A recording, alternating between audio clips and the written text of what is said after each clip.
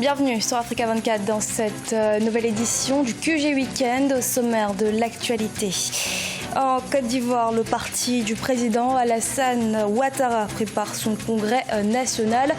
Mais avant, se tiendront des pré-congrès régionaux. Le but étant de permettre aux militants de s'exprimer sur tous les sujets et sur leurs préoccupations. 6 ans après la révolution du printemps arabe, le secteur du tourisme tunisien connaît une légère amélioration pour assurer les étrangers et les inciter à revenir. L'État a mis en place de nombreuses mesures qui permettent de relancer le secteur. Et le Burkina Faso fait face à la problématique du logement social. Dans les grandes villes, les besoins sont estimés à 30 000 logements par an. L'offre est encore insuffisante, mais un programme national de construction de logements est actuellement en gestation.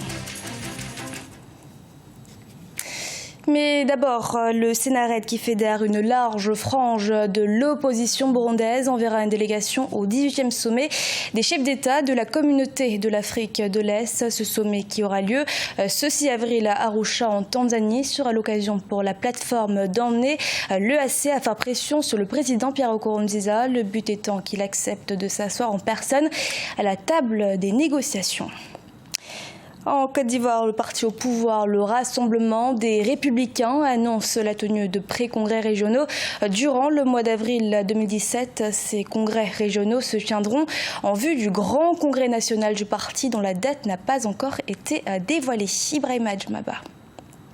En Côte d'Ivoire, le parti du président Alassane Ouattara prépare son congrès national prévu avant la fin de l'année 2017. En attendant la détermination de la date du congrès national, le Rassemblement des Républicains compte organiser des pré-congrès régionaux au cours de ce mois d'avril. Objectif, donner la parole à un maximum de militants.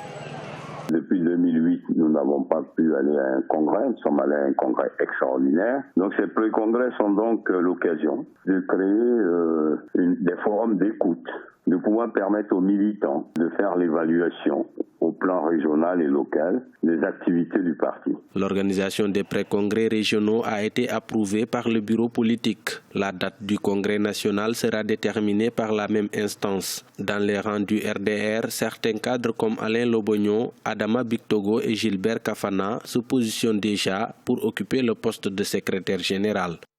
Si demain, dans l'une des missions, le président Alassane Ouattara considère que pour mener à bien le bateau RDR et que la base, en adéquation avec le président, pense que je peux conduire cette mission, alors, dans le cadre de la mission, j'assumerai pleinement si on venait à me confier le poste de secrétaire général. Majoritaire à l'Assemblée nationale avec 100 députés, le RDR est arrivé au pouvoir en 2011 avec l'élection du président Alassane Ouattara. Selon son bureau politique, 3142 militants de ce parti ont bénéficié d'un financement du fonds de soutien aux militants, estimé à 1 milliard de francs CFA.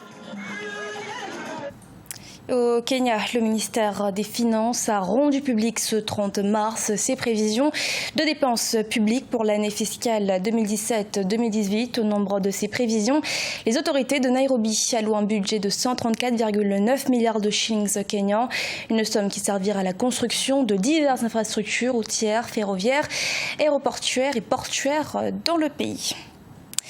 Légère embellie sur le tourisme tunisien, les vacanciers sont de retour dans le pays après une période creuse depuis 2011, mais surtout après les attentats de 2015.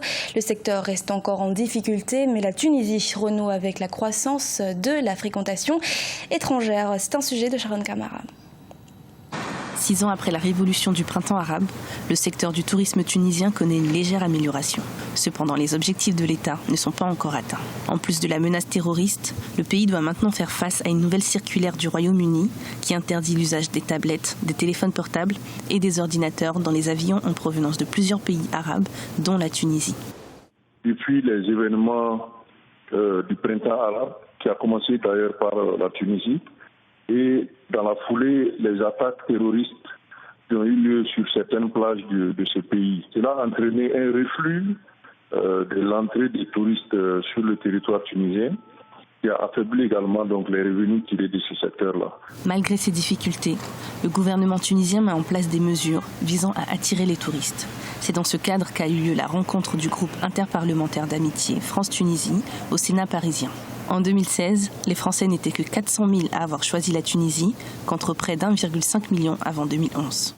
La reconstruction consiste d'abord à asseoir un climat sécuritaire et politique apaisé. L'essentiel du travail de reconstruction du tissu touristique revient à des mesures de type sécuritaire et de type politique permettant d'avoir la stabilité et la paix. Afin de combler la chute du tourisme balnéaire, la Tunisie est décidée à attirer des capitaux étrangers en misant sur d'autres marchés, comme par exemple la culture, avec la Biennale de la photographie qui aura lieu en 2018.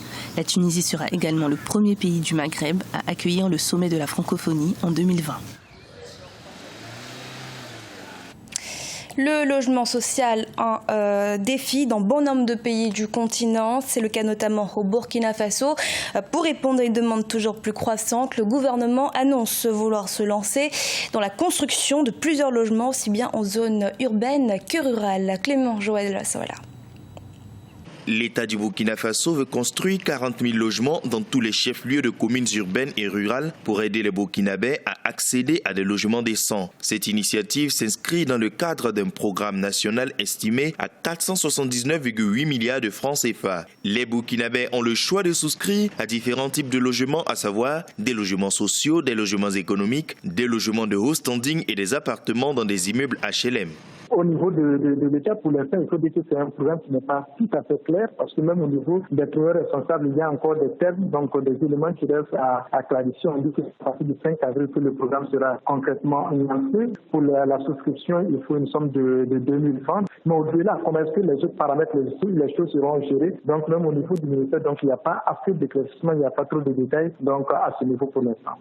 Afin de réaliser ce grand projet, le gouvernement du Burkina Faso a sollicité la contribution de promoteurs immobiliers et l'accompagnement d'institutions bancaires. Toutes les 13 régions du pays sont concernées par le projet. Si on prend l'exemple sur une ville comme Ouagadougou qui s'étend donc de façon vraiment assez disproportionnée, donc on se rend compte qu'il y a assez de difficultés pour ce qui concerne les questions de logement. Il y a ce qu'on appelle ici communément les zones non loties, donc des zones des quartiers périphériques qui se sont aussi étendues beaucoup ces dernières années sans que l'État ne soit capable justement de lotir ces zones-là. C'est tout simplement pour résoudre ce problème et depuis le maximum de Burkinabés de logement que ce programme a été lancé et aussi pour répondre tout simplement sinon résoudre les problèmes d'urbanisation donc auxquels les différentes villes sont confrontées. Le Burkina Faso fait actuellement face à un besoin de plus en plus grandissant de logements. La population urbaine burkinabé devrait doubler d'ici à 2030 selon les projections. Pour Ouagadougou et Bobo-Dioulasso, les deux principales villes du pays, les besoins sont estimés à plus de 30 000 logements par an.